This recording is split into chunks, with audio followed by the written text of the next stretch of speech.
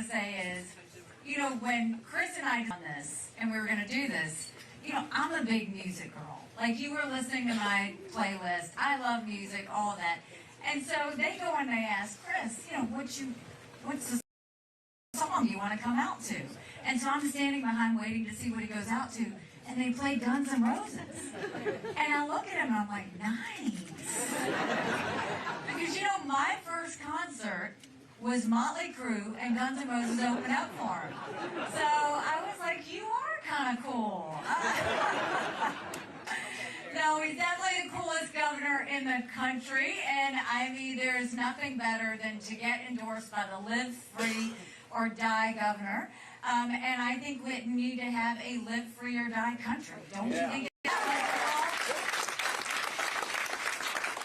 You know, this morning, bright and early, we were in Plymouth, and we were with some amazing fishermen. And God, you look at what they do. They're ultimate survivors. They can't control the weather. They can't control the pricing. And they're doing something that's so American, that to provide food for us. And what does government do? Mandate and mandate and mandate. And the worst part is, now they want to put inspectors on their boats, and they're like, oh, and you have to pay for it. Like, it's too much, but it goes back to everything that government has done, what government's constantly doing. God bless them for being out there and doing what they do, but they need partners and they need friends, so we talk to them about that. How many of you are hearing me in a town hall setting for the first time? Maybe I should have said how many of you have already heard me, because all of you are new. Thank you so much for being here, and God bless you for coming. So we'll tell you a little bit about myself. I will then tell you a little bit about where we are in the country and how to savor. I was born and raised in a small rural town in South Carolina, 500 people, 2 stoplights. You couldn't think about doing something wrong without somebody already telling your mom. My mom started a business out of the living room of our home. 30 plus years later, it was a successful company. I started doing the books for the family business when I was 13. It wasn't until I got to college that I realized that was child labor. I'm not an Ivy Leaguer. I went to a public university. I went to Kingston University, go Tigers, graduated with a degree in accounting. Accountants are problem solvers. And went on and worked in the corporate world. And then I came back home to the family business.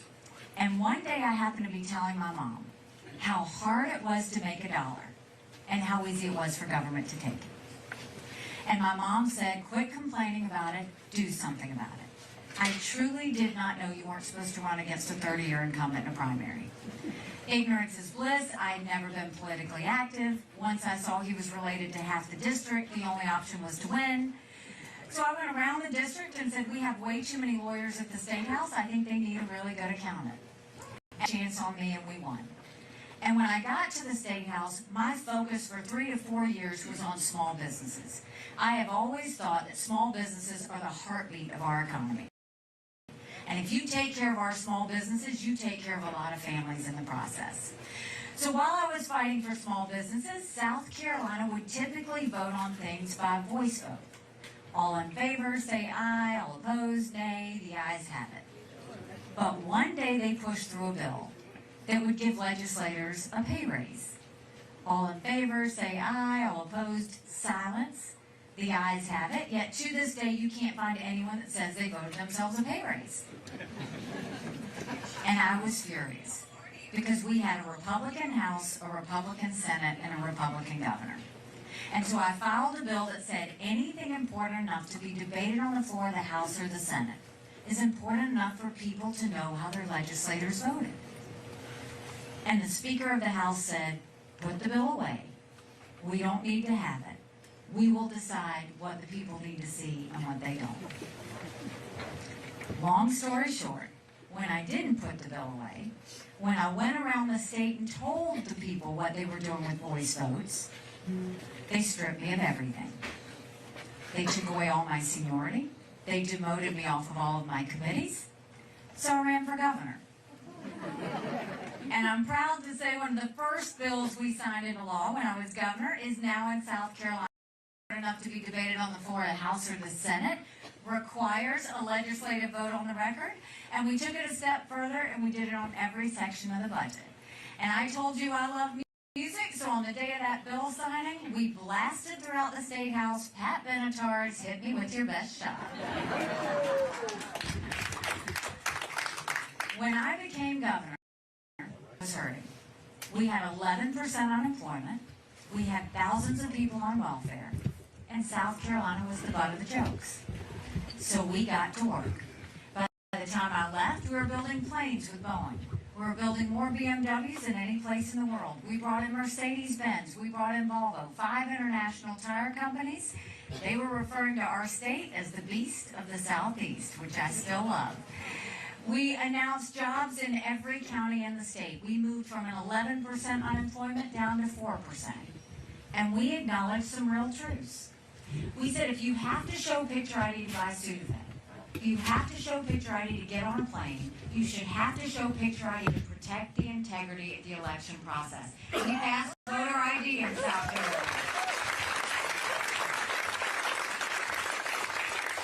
We passed one of the toughest illegal immigration laws in the country. We passed tort reform. We did pension reform. We cut taxes.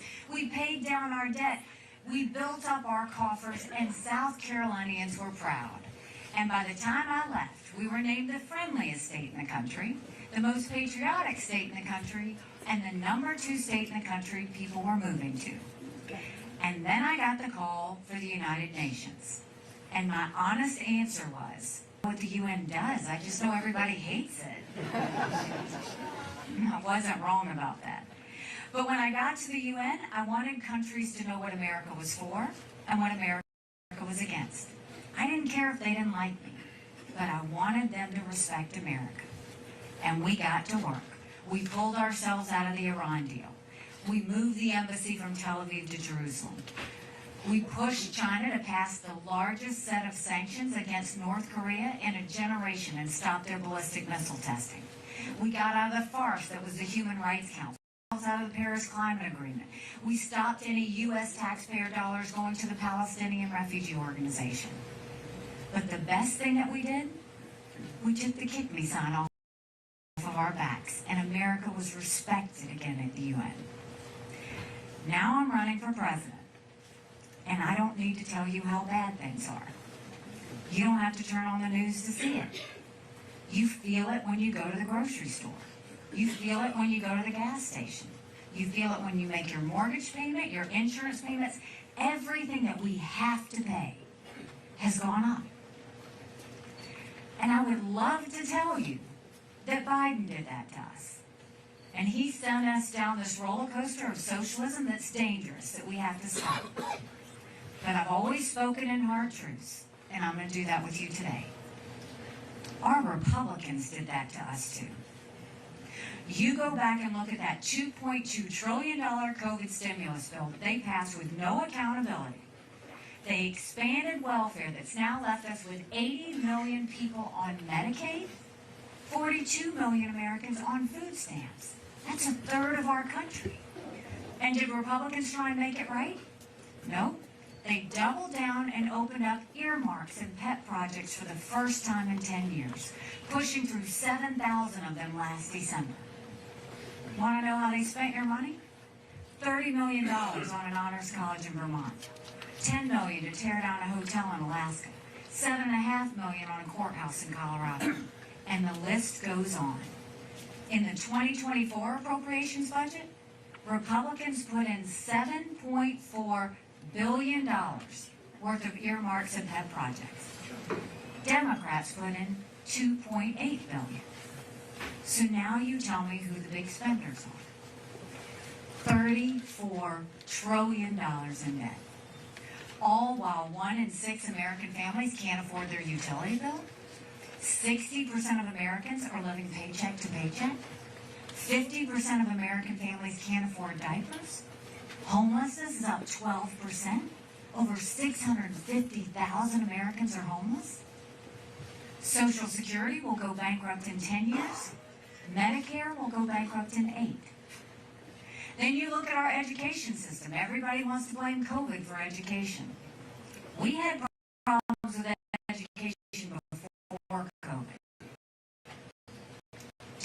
right now in America, only 31% only 27% of our 8th graders are proficient in math. If we don't do something and do something quick, we're going to be in a world of hurt 10 years from now. And then don't get me started on the border. It is an absolute dereliction of duty what's happening on that border.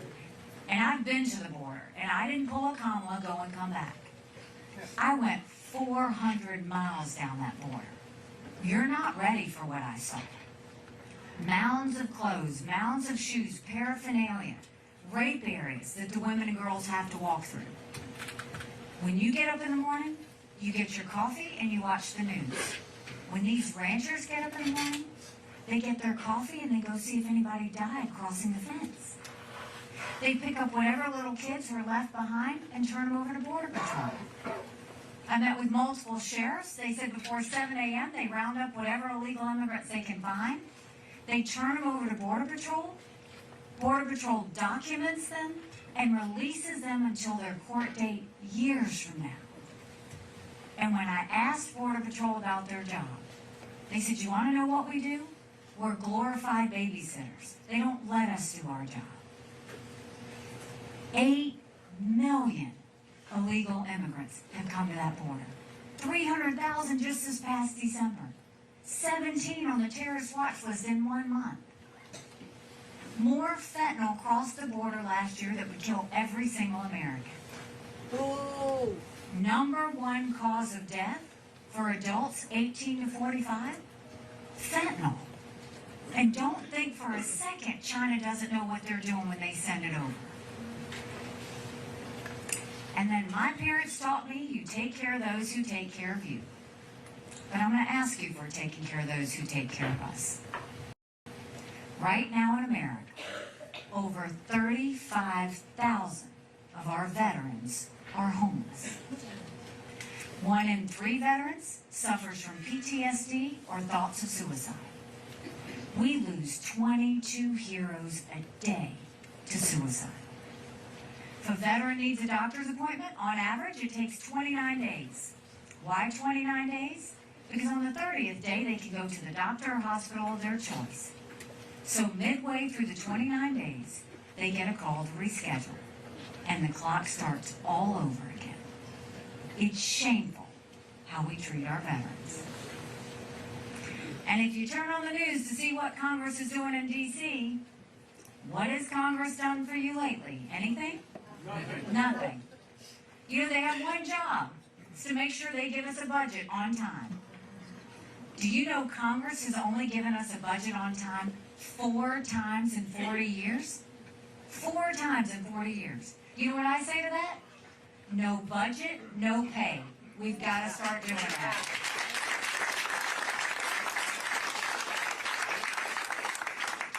Don't you think it's finally time we have term limits in Washington, D.C.?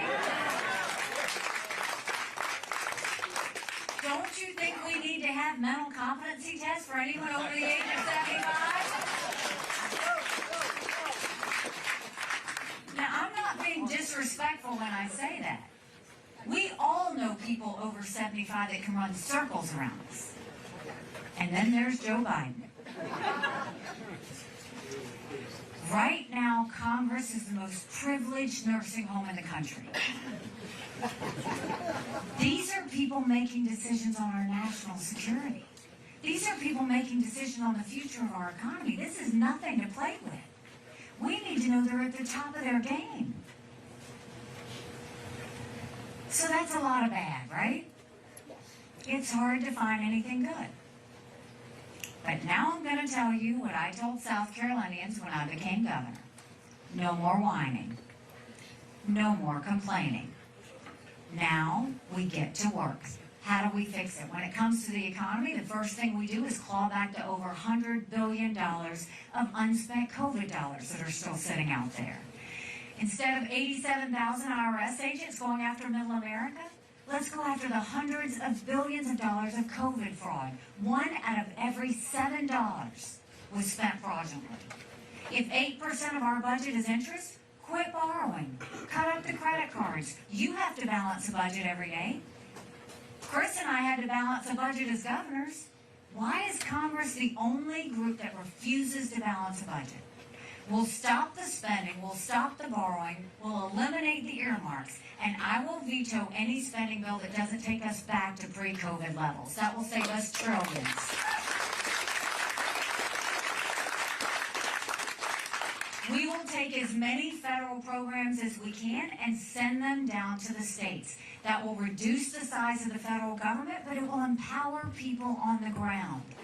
Think healthcare, think welfare, think education. If we moved all of that down, it would make a huge difference. Do you know right now, 70% of federal employees are still working from home 3 years after COVID? Do you know 75% of most of our agencies are still sitting empty? We're paying for that. We got to cut that out. And we have to open up the middle class. Right now, we're watching the rich get richer and the poor get poorer. We have to let the middle class breathe. That's why I will eliminate the federal gas and diesel tax in this country.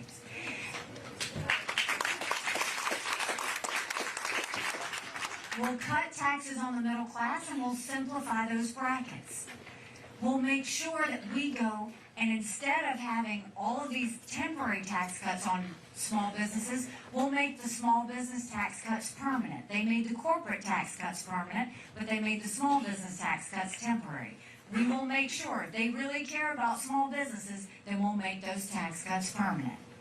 But when we do that, that's when we'll start to pay down our debt, stop the reckless spending, and get our economy back on track. Now with education, we knew if a child couldn't read by 3rd grade, they were 4 times less likely to graduate high school. So in South Carolina, we started holding them back instead of pushing them forward. We need to do that. We need to bring in their parents. We did reading remediation programs, and we set our kids up for success. We've got to do that all over this country. We have got to get our kids reading again. No parent should ever wonder what's being said or taught to their child in the classroom. We need complete transparency in the classroom.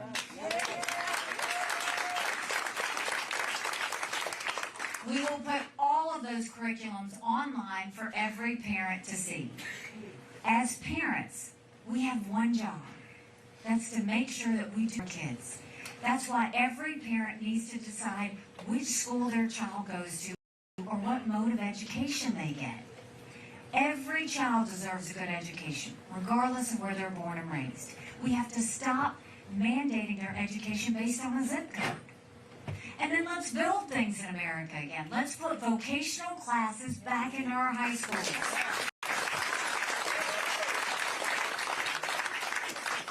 In South Carolina, we had apprenticeships all over our state. We taught our kids how to build the things we were making.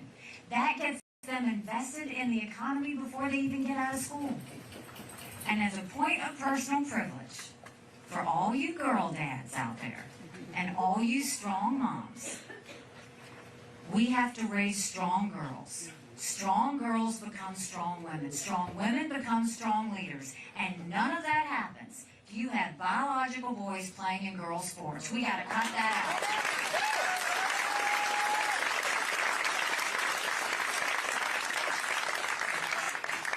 And when it comes to the border, we'll take what I did in South Carolina and we'll go national with it. We will do a national E-Verify program that requires businesses to show that the people they hire are in this country legally. We will defund sanctuary cities once and for all. No more safe havens for illegal immigrants. We'll put 25,000 Border Patrol and ICE agents on the ground and let them do their job. We will go back to the Remain in Mexico policy so that no one even steps foot on U.S. soil. And instead of catch and release, we'll go to catch and deport. That is what will stop what's happening at the border. And when it comes to our veterans, we've all seen the images when our men and women deploy and the tears that are shed. And then, God willing, we see those images of when our men and women come back home to us safely and the prayers that are answered. I'm the wife of a combat veteran. My husband deployed to Afghanistan. When he came home to us, that was a lot of prayers answered. But that was the easy part. The hard part's when we got home. Michael couldn't hear loud noises. He couldn't be in crowds. Life had passed him by for the year that he was gone, and the transition was tough. We can't just love our men and women when they're gone. We gotta love them when they come back home too. And that's what we need to do better for them in that transition. You can't just say 2 weeks and you're out on your own. We need to continue to monitor and check on them. That's why we need to have telehealth, so they can get the mental health care they need right when they need it. They should be able to go to the doctor or hospital of their choice. They have earned that right.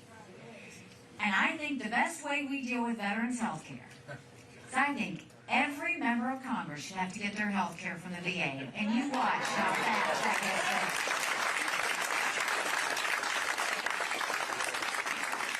done. You know it's going to be the best health care you've ever seen if we do that.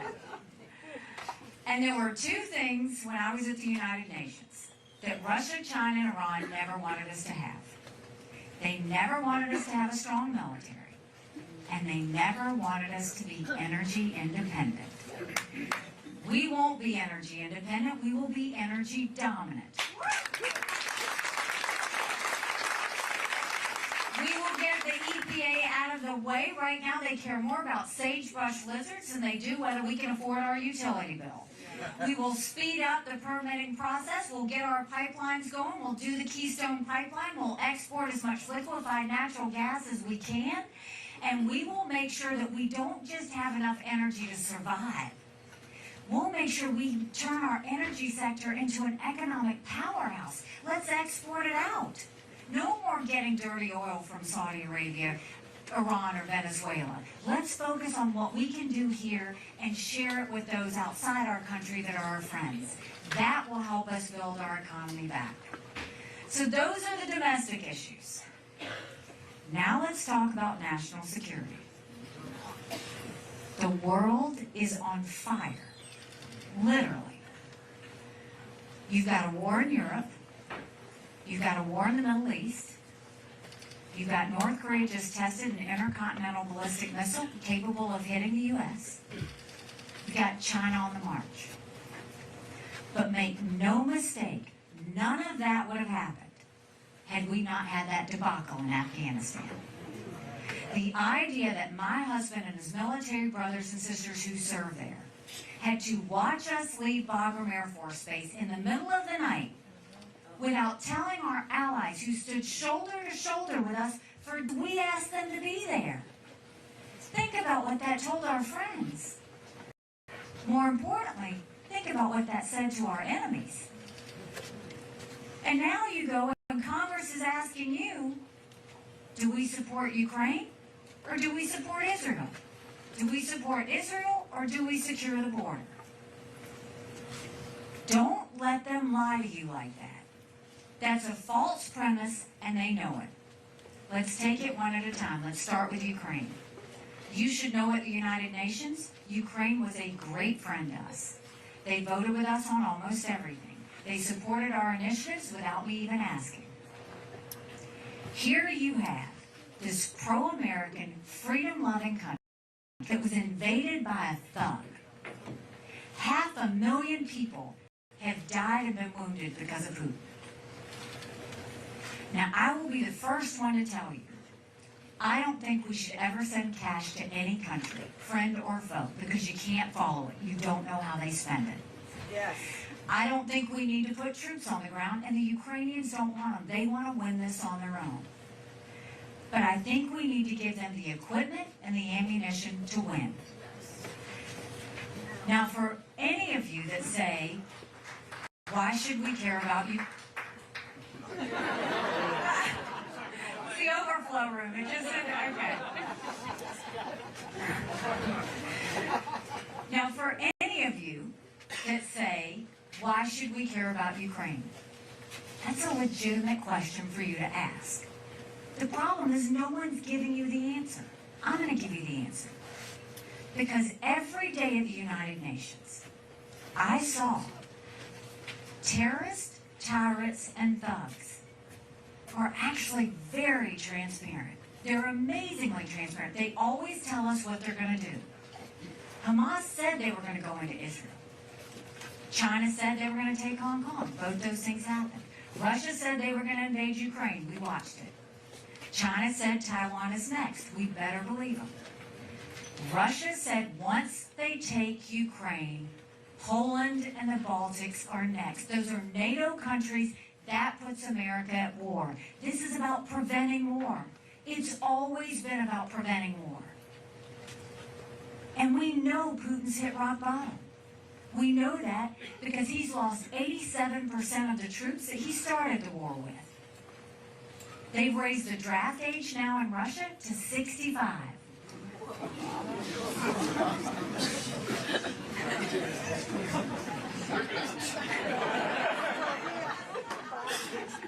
They're getting drones from Iran and missiles from North Korea. Putin knows he's in trouble. Now, if we just supported Ukraine, that's only 3.5% of our defense budget. That's it, 3.5%. The Europeans are putting in more than that, and they should. It's their neighborhood. Now let's go to October 7th. I'm haunted by what happened in Israel.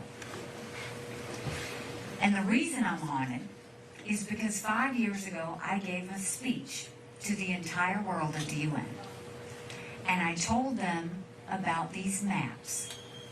These maps were held by Hamas. And it said if they could break the barrier into Israel, it was how they were going to kill as many Jews as fast as they could.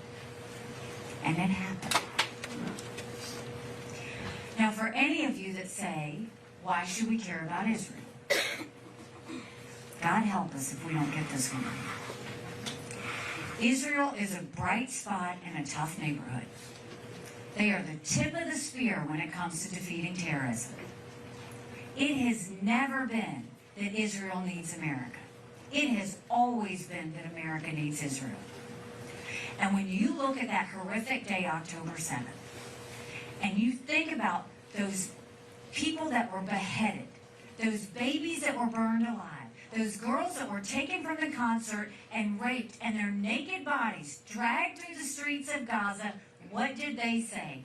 Death to Israel, death to America. That's why we have to care about Israel. And all our other opponents are saying that's Israel's problem. No, this is personal to America. 33 Americans were butchered on that day. We have American hostages now as we speak. Evil. It is evil. Now you remember, I said Putin had hit rock bottom, right? Well, that horrific day of October 7th, that was Putin's birthday. Who's the happiest man in the world right now? Putin. Why? Because we took all our eyes and resources off of Ukraine, and what did we do? We moved it to Israel.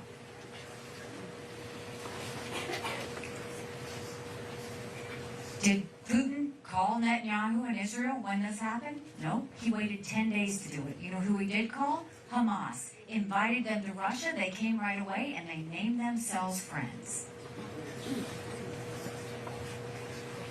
If we support Ukraine and we support Israel, that's only 5% of our defense budget. Now, securing the border is priority number one.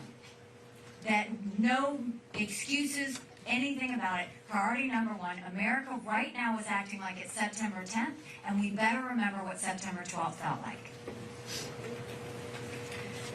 So if we support Ukraine and support Israel and secure our northern and southern borders, that's less than 20% of Biden's green subsidies. So don't let them tell you that you have to pick what to support. You tell them we choose national security. We choose preventing wars. We choose keeping Americans safe. That's what we choose.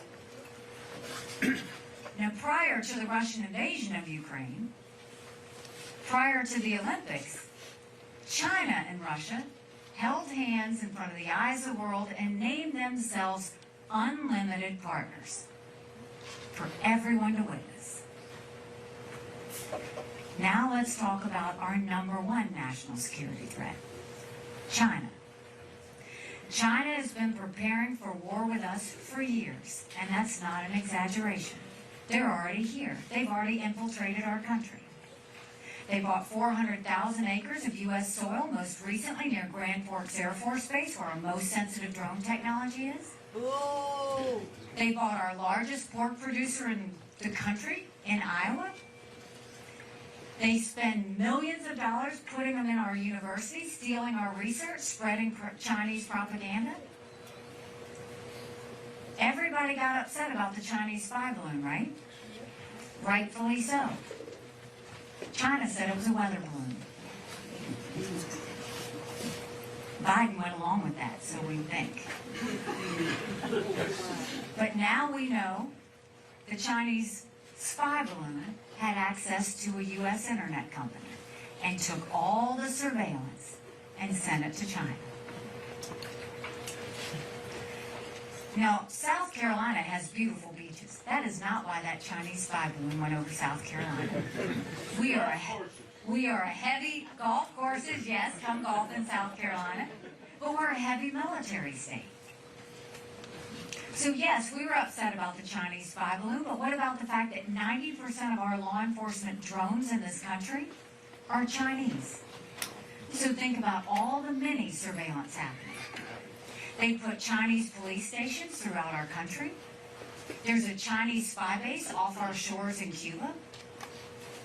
There's technologies that China uses to build up their military that threatens America, and Biden approved 70% of those last year. Trump approved even more than that. And we've lost more Americans to fentanyl than the Iraq, Afghanistan, and Vietnam wars combined. 75,000 Americans last year alone. And then China's building up their military at a scary pace. They now have 500 nuclear warheads. That's 100 more than they had the year before. They have the largest naval fleet in the world. They have 370 ships. They'll have 400 ships in 2 years. We won't even have 350 ships in 2 decades. They're doing cyber, they're doing artificial intelligence, they're doing space, they're doing hypersonic missiles. We've barely gotten started. And now China's the lead developer of neurostrike weapons. Weapons engineered to change the brain activity of military commanders and segments of the population. That's who we're dealing with. So when Biden and Yellen want to tell you China's a competitor, I dealt with China every single day at the United Nations. They never saw us as a competitor. They always saw us as an enemy. We've got to look at them the way they look at us. So how do we deal with China? We start by stopping the sale of any U.S. land and taking back that land they've already purchased.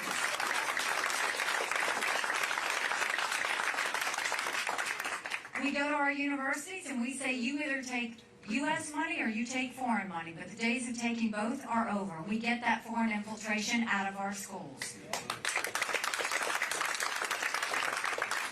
We blacklist every bit of that technology that helps China and hurts America.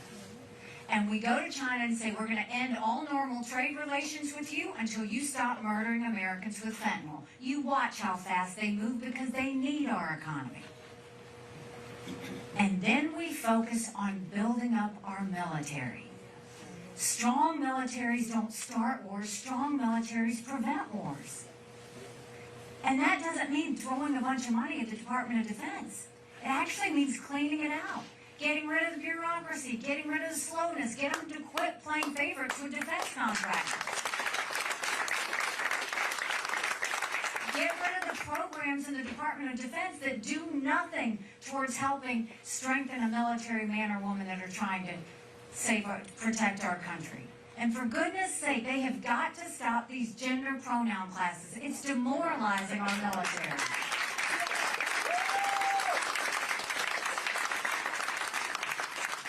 And let's modernize. Right now we have too many generals looking at wars of the past, land, air, and sea. We have to look at the solutions of the future. That's cyber, that's artificial intelligence, that's space, that's hypersonic missiles, that's submarines. That's what we need to be focused on. And when we do that, that's when China will be back on their heels. Now to tie this up, there's a reason the Taiwanese want the U.S. and the West to support Ukraine. Because they know if Ukraine wins, China doesn't invade Taiwan. There's a reason the Ukrainians want the U.S. and the West to support Israel. Because they know a win for Iran is a win for Russia. Right now, there is an unholy alliance between China, Russia, and Iran.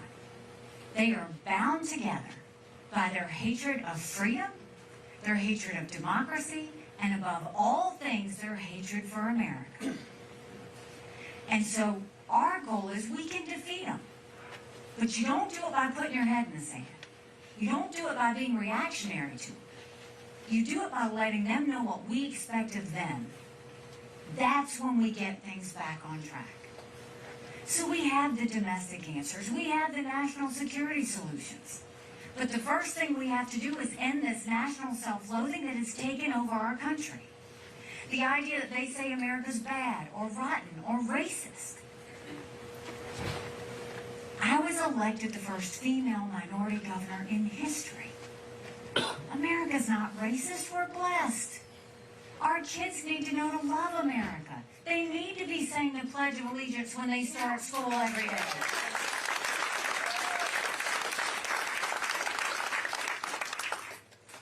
Six months ago, I dropped my husband Michael off at 4 a.m.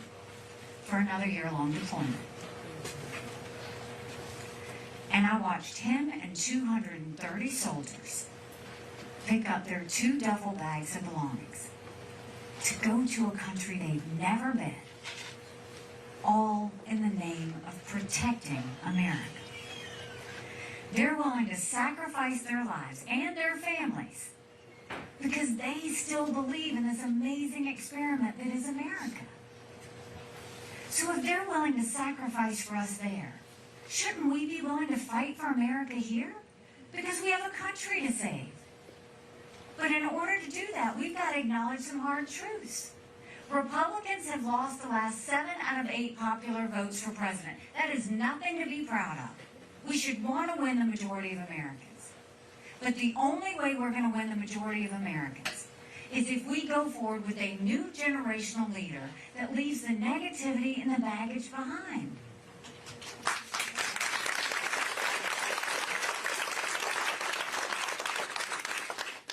Another hard truth. I think President Trump was the right president at the right time. I agree with a lot of his policies. But rightly or wrongly, chaos follows him. You know I'm right. Chaos follows him. And we can't have a country in disarray and a world on fire and go through 4 more years of chaos. We won't survive it. You don't defeat Democrat chaos with Republican chaos.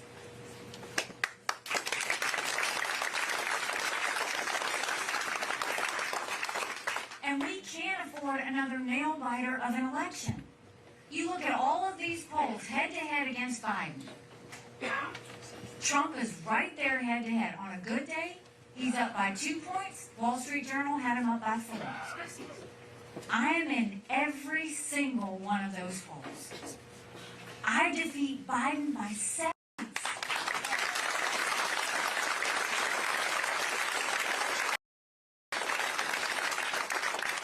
You know what that does? That's bigger than the presidency.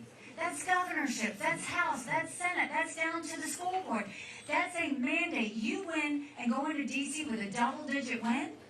That's a mandate to stop the wasteful spending and get our inflation under control. That's a mandate to make sure our kids can read again and go back to the basics on education. That's a mandate to secure our border with no excuses. That's a mandate to bring law and order back to our country. And that's a mandate for a strong America that we can be proud of. Don't you want that?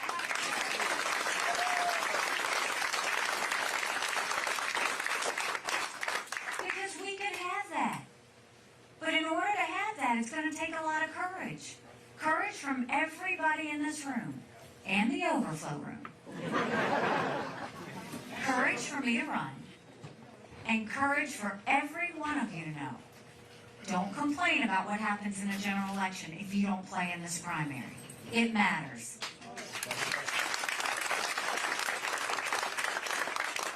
Someone asked me when I announced why I was running. I said, my parents came here 50 years ago to an America that was strong and proud and full of opportunities. I want them to know that country again. I'm doing this for my husband Michael and his military brothers and sisters. They need to know their sacrifice matters. They need to know that we love our country. I'm doing this for my daughter who just got married, and I saw how hard it was for her and her husband to buy a home. The average home buyer in America is 49 years old. And I'm doing this for my son, who's a senior in college. And I am tired of watching him write papers of things he doesn't believe in just to get an A. That's not us. That's not America. And for the first time, 81% of Americans don't think their kids are going to live as good of a life as we did. We can't be okay with that. I'm not okay with that. We do have a country to save. But I'll tell you this. If you join us in this movement, if you join us in this fight, I promise you, our best days are yet to come. Thank you very much. God bless you. Thank you. Thank you so much. Thank you.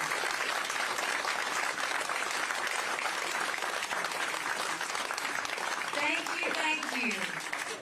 So we are less than 3 weeks out from the primary, and things are getting excited and heated and everything else. And you know, I have done over 150 town halls like this.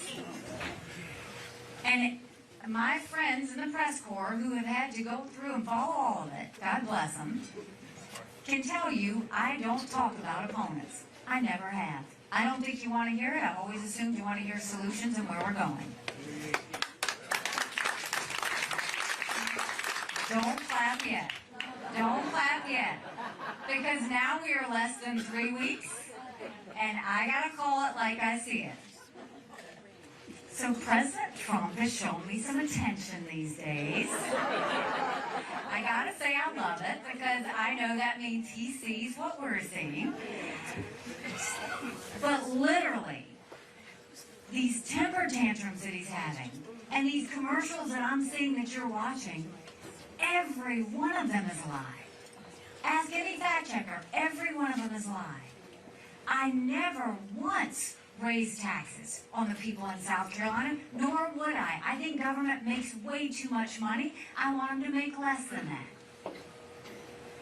And so there was the corporate group in South Carolina, the Chamber of Commerce, the Trucking Association, pushed me constantly because they wanted me to raise the gas tax. And I kept saying no, no, no. Killed it every time.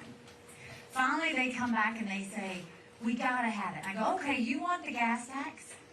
We'll increase the gas tax if you give me 5 times that deduction in income taxes. They wouldn't do it. We only cut taxes. We cut taxes on small businesses. We cut taxes on veterans. We cut taxes every chance we got. So with him running these commercials, none of it's true. What is true is President Trump proposed a 25-cent gas tax increase on all of us back in 2018. Another thing that's true is everybody talks about how good the economy was under Trump, and it was, right? At what cost? He put us $8 trillion in debt in 4 years. Our kids will never forgive us for that. We're now trying to dig out of it. As an accountant, I can tell you, you can have a good economy, you don't go in debt to get it. Because all you're doing is just borrowing money that you've got to pay back later. And we can't afford that anymore. So I've said my piece. Now we're going to open it up for questions. I should have 2 people with microphones. If you just raise your hand, they'll come find you, and we will turn the questions on y'all. Yes, sir. Thank you for your service. He won't give it to you because he doesn't want you to run off with it. Can you hear me? I can hear you. Okay. My name's Jeff Katz. I'm a retired Air Force colonel God bless. from the Air Force. I appreciate all your comments on the veterans, number one. Number two, I'm finding right now, my wife has dementia, and I'm finding that I'm getting absolutely no support from the VA at all. If I had dementia, they'd help.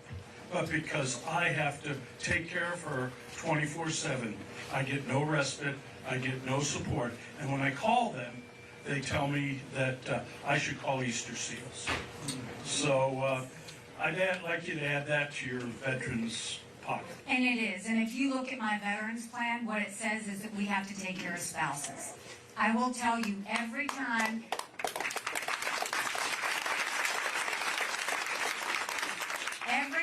a service man or woman deploys, the family sacrifices too. It is a family sacrifice. And no veteran, and I hate that you're going through this, no veteran should sit there and have to worry about their spouse not getting care after everything they sacrificed for us. That's just not the way it should be. We can do better. But I will tell you, I'm a firm believer in you have to take care of both of them because both of them sacrificed for us. I can vouch for you. I did not know my husband was going to be deployed when I ran for president. But it's a sacrifice. And military families know this every day. But God bless you, and I will pray for your wife. And yes, I do think spouses need to be covered. Yes, sir. Thank you, Governor, and welcome to Kingston. Thank First time attendee here at one of these events. Oh, good. So you mentioned 10 million plus illegal immigrants have come across the border over the past few years. It could be 12 million by the time the year runs out. What is President Haley going to do on day one to start dealing with the 12 million who have now come across the border and are scattered all over the country? Deport them. Deport them. We have to do that. And that may sound cold, but we have to deport them. You can't have, first of all, my parents came here, I told you 50 years ago. Put in the time, put in the price, they came here legally. We take care of my parents. They're 87, my dad just turned 90. There's not a time I sit home with my mom for dinner where she doesn't say, are those people still crossing the border? Because they are offended by the fact that they're coming here illegally. And my mom would always say, if they don't follow the laws to come here, they're not going to follow the laws when they live here.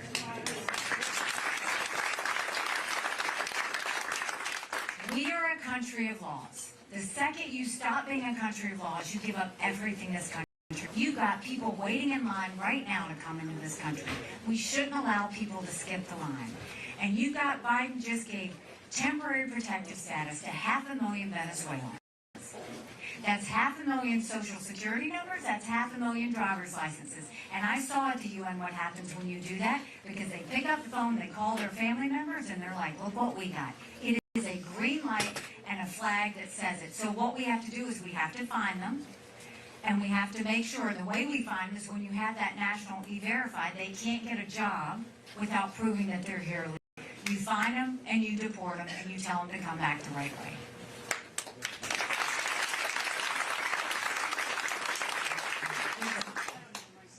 You yell it loud and I'll yell it back. How about that? So I'm an independent like a lot of people in the state of New Hampshire, and I'm also supporting you.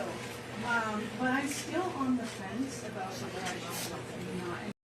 So two of my ancestors signed the Declaration of Independence, so I feel like democracy is in my blood. And democracy is the most important thing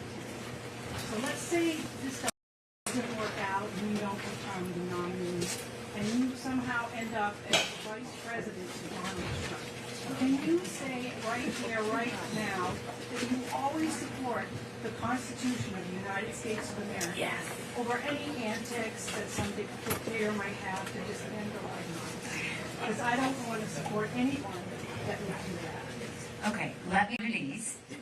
First of all, I don't play for second. I never have, and I'm not going to start.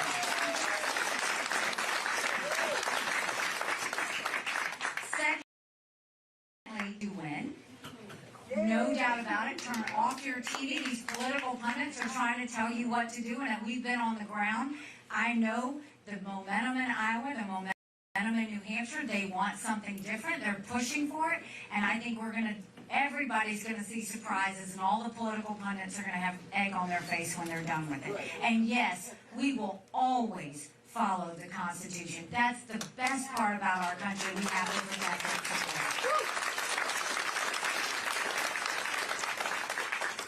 Yes, sir. Hi. So one of my big passions in life is mental health. I believe that just the mental health conversation is getting better, but we do not have it enough. We talk about gun control. We talk about LGBT. Mental health is not a sexy subject. And so how can we end the stigma? Because in my opinion, there are things that happen in this country where mental health can be a factor, but yet it doesn't get talked about because a gun might be the better thing to talk about, or another reason. So as our leader, how can you move the mental health conversation forward? As president, we will finally acknowledge the cancer that is mental health. Right now, 1 in 3 Americans has a mental health issue. But if treated, they can live a perfectly normal life. The problem is we don't have enough mental health therapists. We don't have enough mental health centers. And if you don't get help, you can fall into addiction. We don't have enough addiction centers. And if you happen to be lucky enough to get one of those 3, insurance doesn't. And right now, you look at the younger generation, everything they've gone through, the amount of stress, anxiety, and depression that we are seeing are at record levels. We have got to acknowledge the fact that mental health is treatable. But we are losing Americans by the day because everybody keeps putting their head in the sand about it. It's not hard, but what it means is you have to acknowledge it's real, and it is. And once you acknowledge it's real, you have to acknowledge that this cancer can be treated. But we have to turn our eyes, absolutely do that, because we're seeing all of our kids are suffering in a bad way, and we've got to protect them from what's happening.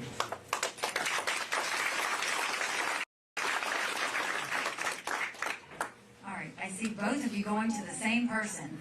2 microphones, how about that? Make it a great one. So many of the issues, when they reach the House, or bills that need to be passed, you can't pass them healthcare reform or any of the other ones because you've got Congress, they're voting, like, I'm looking for term limits and that sort of thing. So how do you get those things through when they're like, this is a cushy job, why would I vote against this? They have their own retirement, their own health care, it's not the same as Social Security. It's a great question. So, when we talk about wanting term limits, we'll start there and then I'm going to go to the bigger answer to your question. You talk about term limits. We all know Congress is never going to vote themselves term limits, right? So we don't wait for them to vote for it. What we do is I will have a Haley term limits pledge that everybody has to fill out when they file to run for office, incumbent or otherwise. And then I'm going to give you all of that information. You're going to know who signed it, you're going to know who didn't sign it, and you're going to be able to ask them why they signed it or why they didn't. And then when you get enough term limit pledge signers in Congress, then we can move forward on getting them to vote on it. So everything I've ever done, from governor to ambassador, is from the outside in. I use the people to push the pressure to what we want to get done. Now, the other thing is, how do you get Congress to work, right? Because they're not working. It's not what I say, it's what I've done. I will do the same thing as president that I did as governor. The first thing I did was I said, I'm going to control what I can control first. Donald Trump did not do this, and he should have. I replaced the head of every agency, whether they were doing a good job or not. I wanted to freshen it up. The second thing is I made sure that those agency heads knew what their constituent needed. So agriculture, they knew agribusiness, the challenges, the successes that farmers would go through. I made sure tourism knew heads and beds, people on golf courses. I made sure it was someone who knew the industry. Same with veterans. It was someone who knew the challenges veterans went through. Then I went and sent in teams into every agency to clean up those agencies. Bureaucracy, pull down the red tape, get rid of any problem children, because there are always some. In some cases, we tweaked agencies. In other cases, we gutted agencies. And then I had them start doing 90-day benchmarks. They had to start showing a return on investment to the taxpayers that we showed every 90 days to show mission focus. They weren't trying to be all things to all people, but they were going back to what their focus was.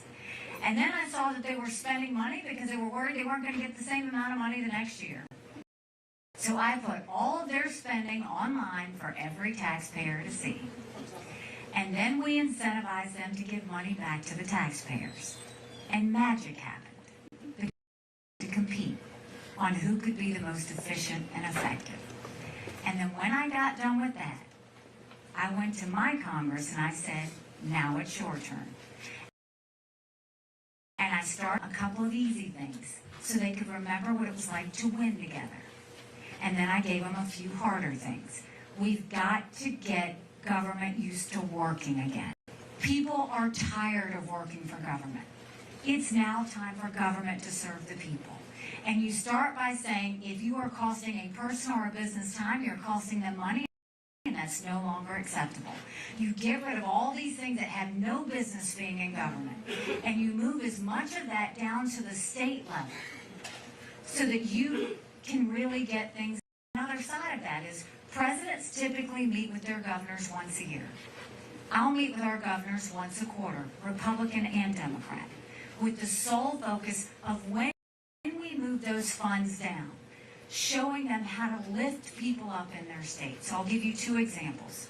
South Carolina, I told you we had thousands of people on welfare. It was a generational thing. Their parents, their grandparents, it was the way it had always been. So I took those people on welfare. I matched them up with businesses. And I told the businesses, if you will take this person and train them for X number of weeks, it was the amount of time they would have been on the couch. I said, I will pay you for it. And at the end, you decide whether you want to keep them. 35,000 people from welfare to work.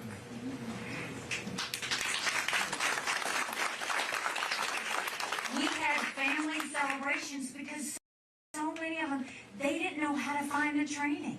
They didn't know how to break the cycle.